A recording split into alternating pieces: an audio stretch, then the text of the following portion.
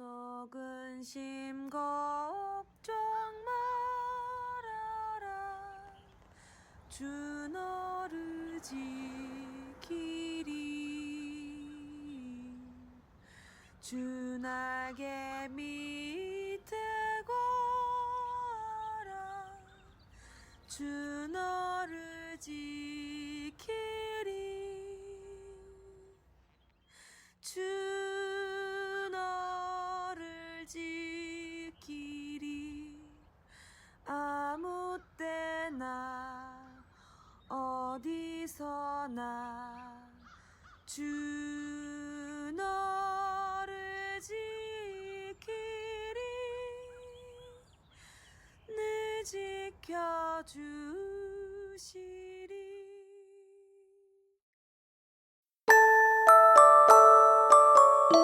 아름다운 소리, 찬양하는 소리, 비전 장로 교회.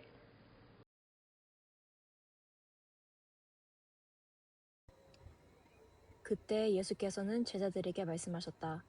누구든지 나를 따라오려거든 자기를 부인하고 제 십자가를 지고 나를 따라오너라.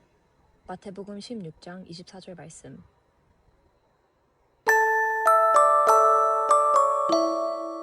주님을 따르는 사람들. 비전 장로 교회.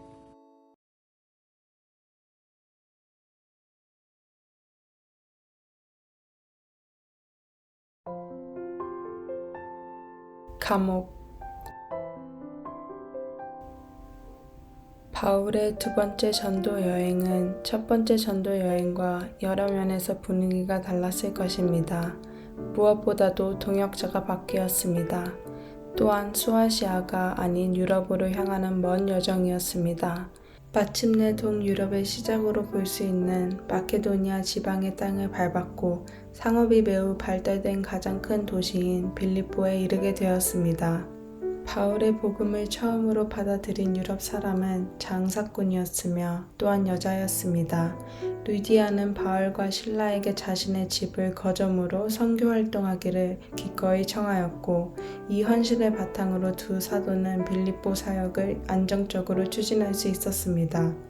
그러나 바울과 실라가 대면해야 하는 빌립보는 겉보기에는 부유하고 세련되었을지 모르나 너무도 비인간화된 도시였습니다. 그곳에서 사역하면서 두 사도가 귀신의 시달림을 받고 있는 한 여인을 구해주게 되었습니다. 그런데 문제가 생겼습니다. 그 여인은 노예였고 그 주인은 그 귀신의 힘을 빌어 점을 치는 여종을 통해 복비를 챙기는 사람이었습니다. 다시 말해 귀신을 몰아낸 것이 아니라 돈줄을 끊어놓고만 판국이 되었습니다.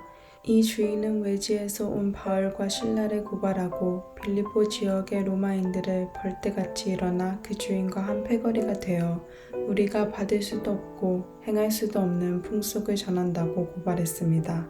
사람들이 맑은 정신을 갖게 하기를 거부하는 도시, 아니 그 무엇이어도 좋으니 형통하고 성공할 수만 있다면 문제되지 삶의 목적에 귀신 들린 그 도시. 그곳은 바울과 실라를 매질한 후 발에 착고를 채워 깊은 옥에 가두었습니다. 오늘 우리가 읽은 본문은 바로 그 감옥에서 일어난 사건입니다.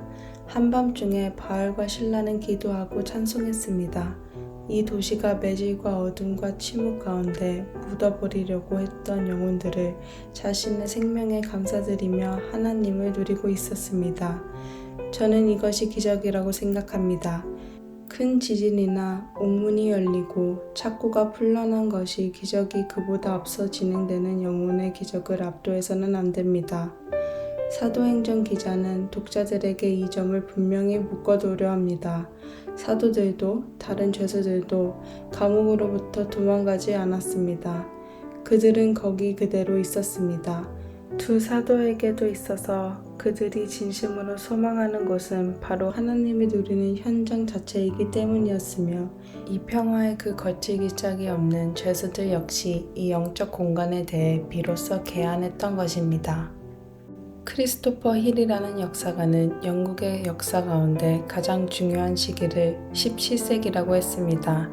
이 시기에 바로 영국 의회의 발의로 시작된 웨스트민스트 종교회의가 1643년부터 1649년까지 약 5년 8개월간 1163회의 모임을 거쳐 개최되었습니다. 회원은 121명의 청교도 목사와 30명의 평신도 대표로 구성되었으며 그 중에 10명은 상원의원이었고 20명은 하원의원이었습니다. 그 결과 5가지의 표준 문서가 탄생했습니다.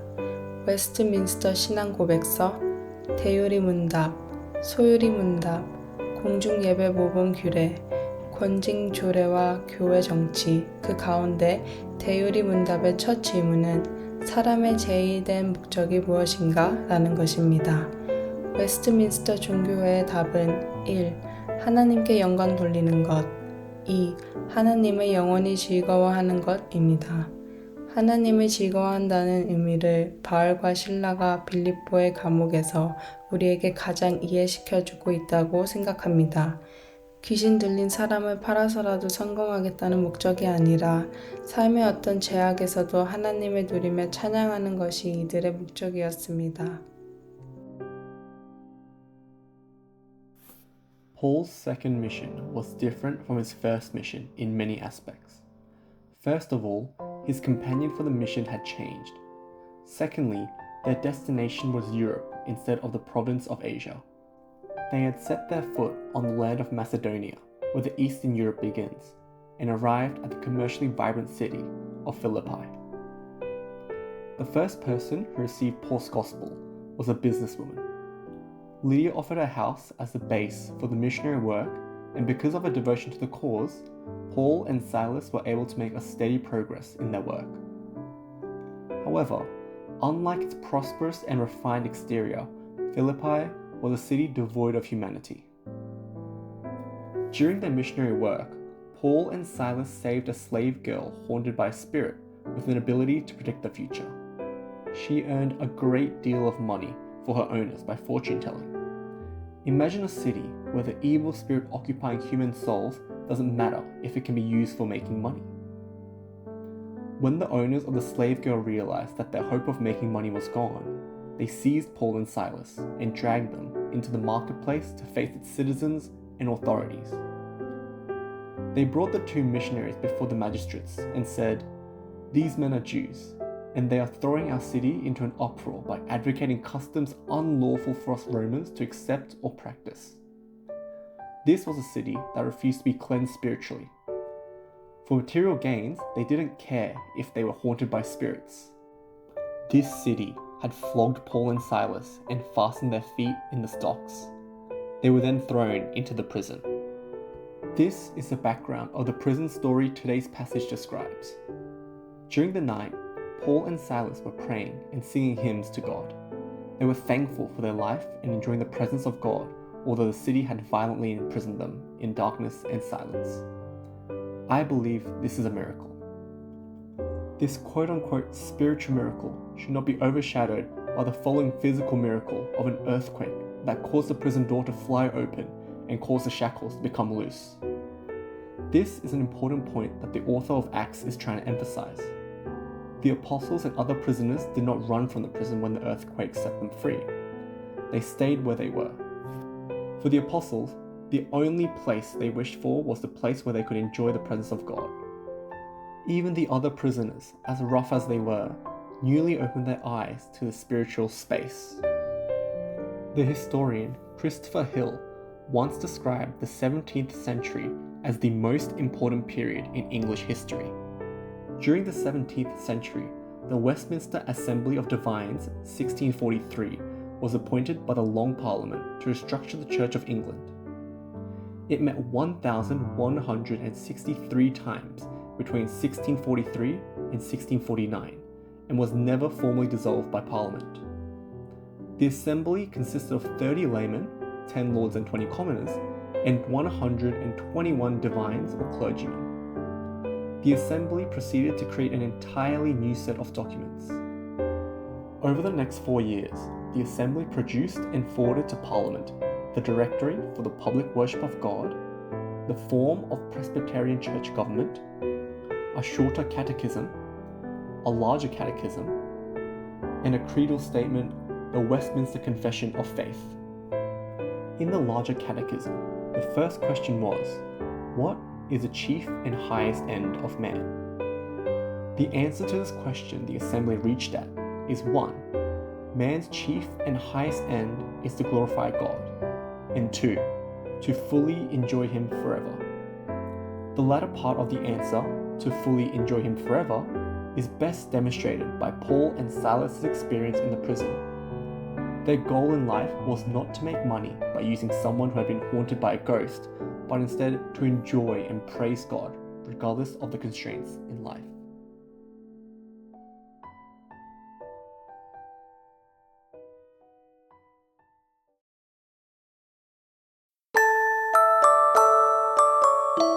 찬양하는 사람들, 찬양하는 사람들, 비전 비전 장로교회. 장로교회.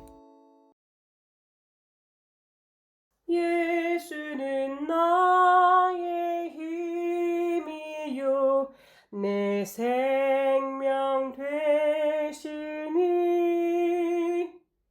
그 주 예수 떠나 살면 죄 중에 빠지리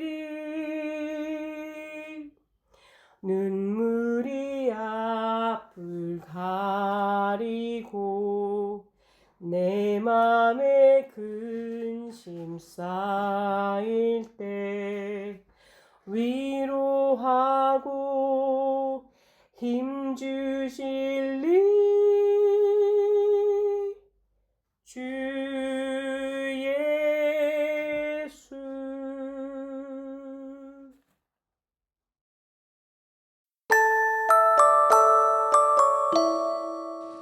아름다운 소리, 찬송하는 소리, 비전 장로교회. 그러나 하나님께서는 더 큰 은혜를 주십니다. 그러므로 성경에 이르기를 하나님께서는 교만한 자들을 물리치시고 겸손한 사람들에게 은혜를 주신다 하고 말합니다. 야고보서 4장 6절 말씀. 겸손한 사람들, 비전 장로교회.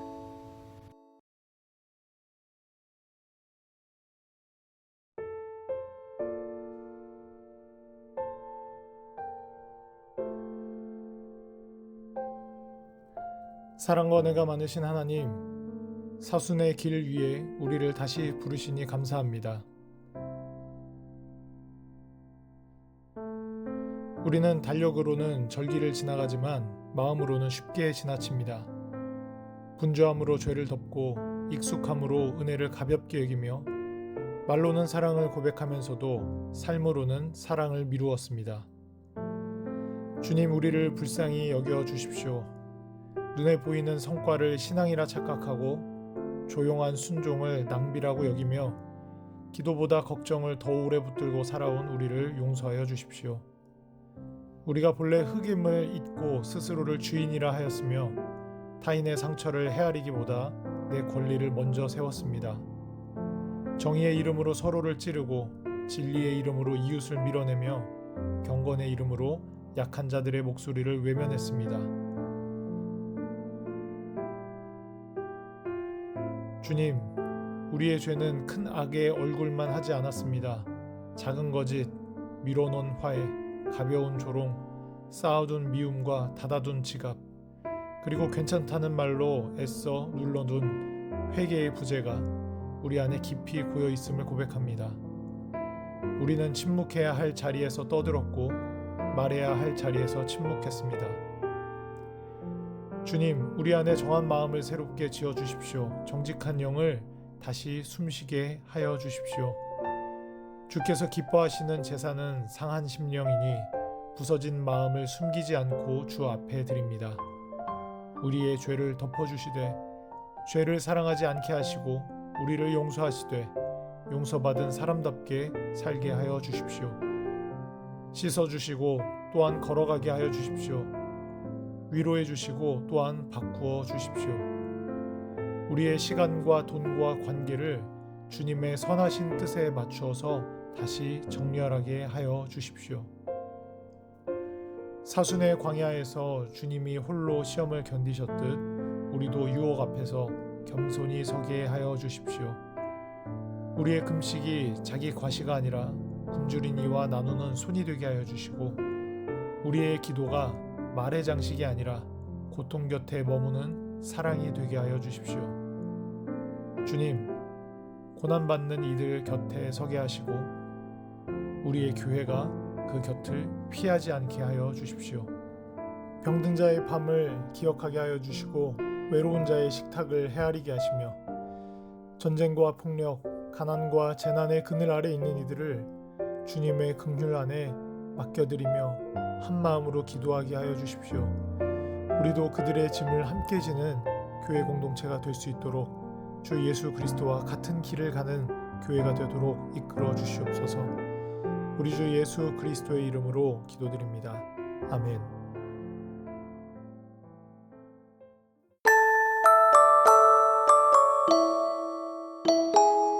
응답받는 사람들. 비전 장로교회. 하나님의 말씀은 살아있고 힘이 있어서 어떤 양날 칼보다도 더 날카롭습니다. 그래서 사람 속을 꿰뚫어 혼과 영을 갈라내고 관절과 골수를 갈라놓기까지 하며 마음에 품은 생각과 의도를 밝혀냅니다. 히브리서 4장 12절 말씀.